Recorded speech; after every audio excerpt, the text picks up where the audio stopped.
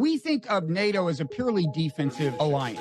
Russia views it as offensive. Now, there is a concept in political science that's relevant here called the security dilemma, right? The security dilemma refers to the fact that two things can happen. Russia can be misreading our intentions. That would be an example. Tremendous distrust on both sides. But also, Russia can just think, well, you may not intend it offensively, but the fact is, once you've got all the weapons in Ukraine, some future American president could use it offensively. This psychological dynamic figures into your worldview significantly, presumably, right? Yeah.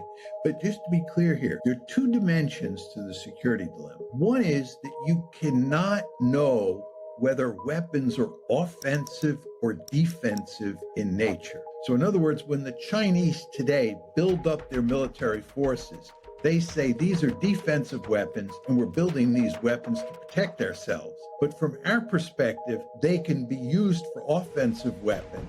And therefore, we can't buy the logic that they're defensive weapons because you can't distinguish between the two. The second thing is you cannot determine what intentions are, especially future intentions. So if you're a great power looking at a rival, not only can you not tell whether its weapons are offensive or defensive in nature, you also can't tell whether it has offensive or defensive intentions.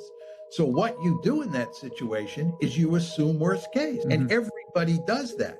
And this is what I call in my book, the tragedy of great power politics.